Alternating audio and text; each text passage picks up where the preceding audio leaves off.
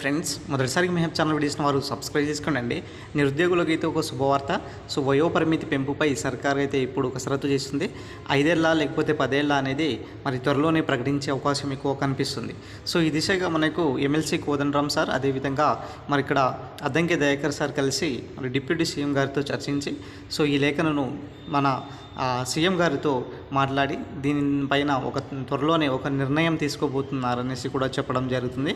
So దాంతోపాటుగా ఇప్పుడు వచ్చేటటువంటి కొత్త నోటిఫికేషన్స్ ఏదైతే ఉన్నాయో సో దాంట్లో సంబంధించినటువంటి అన్ని నోటిఫికేషన్స్లు కూడా మరి 10 ఇయర్స్ పెంచితే దాదాపుగా 44 నుంచి మరి 46 వరకు తీసుకెళ్లే అవకాశాలు కూడా దాదాపుగా ఎక్కువ కనిపిస్తుంది అన్నమాట. సో ఈ దిశగా తెలంగాణ ప్రభుత్వం ఇప్పుడు ముందు అడుగులు వేస్తుంది.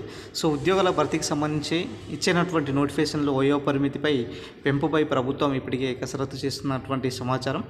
భవిష్యత్తులో వచ్చేటటువంటి నోటిఫికేషన్లకు సంబంధించినటువంటి వయోపరిమితిని పెంచాలనేసి ఇప్పటికే మరి శాసనమండలిలో విప్లు ఇటీవల ముఖ్యమంత్రి రేవంత్ రెడ్డిని కలిసి మరి విజ్ఞప్తి చేశారు. సో బుధవారం కూడా ఎమ్మెల్సీ కోదండరామ్ సార్, అదేవిధంగా మరి అద్దంకి దయాకర్ సార్ కలిసి మరి డిప్యూటీ సీఎం గారితో మాట్లాడి 10 ఏళ్ల పాటు సడలించాలనేసి కోరడం జరిగింది. సో దాంతోపాటుగా రాష్ట్రంలో 10 ఏళ్ల పాటు మరి ఎటువంటి నియామకాలు సరిగ్గా జరగలేదనేసి, అదేవిధంగా మరి తెలంగాణ ఉద్యమం కాలంలో మరో 10 ఇయర్స్, సో ఈ విధంగా దాదాపుగా 20 ఏళ్ల కాలంలో సరైన నోటిఫికేషన్ లేక లక్షలాది మంది అభ్యర్థులు వయోపరిమితిని దాటిపోయి అర్హత కోల్పోయి తీవ్రంగా నష్టపోయారనేసి ఆవేదన వ్యక్తం చేశారు. సో ప్రస్తుత ప్రభుత్వంలో నిరుద్యోగులకు పక్షపాతి అని ఈ నేపథ్యంలో మరి అభ్యర్థులకు నష్టపోకుండా ఉండాలనే భవిష్యత్తులో విడుదలయ్యే అన్ని నోటిఫికేషన్లకు సంబంధించినటువంటి వయోపరిమితిని పెంచాలనేసి కోరడం జరిగింది.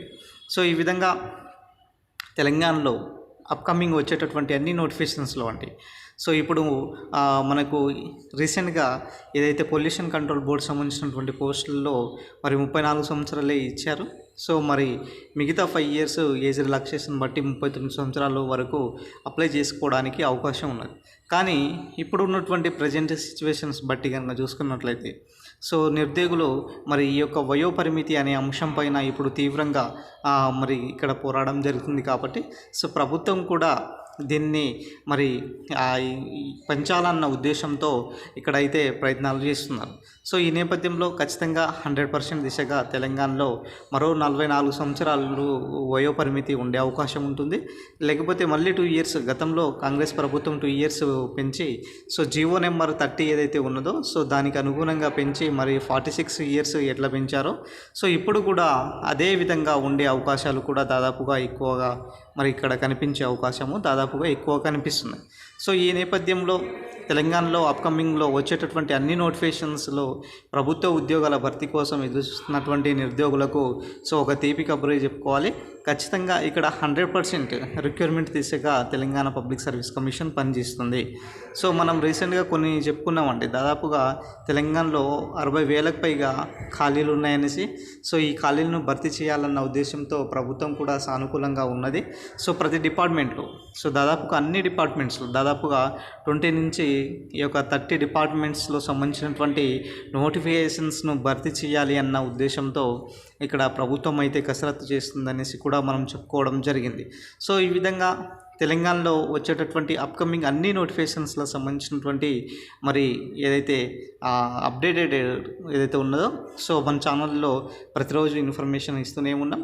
అదేవిధంగా గతంలో ఏదైతే మనం చెప్పుకుంటూ వచ్చామో సో వయోపరిమితికి సంబంధించినటువంటి అంశము జీవో నెంబరు 42 అయినా సరే, తర్వాత జీవో నెంబరు 30 అయిన అంశమైనా సరే ఏ విధంగా పెంపుదల చేశారు అన్న దానిపైన కూడా సమగ్ర విశ్లేషణ చేశాం.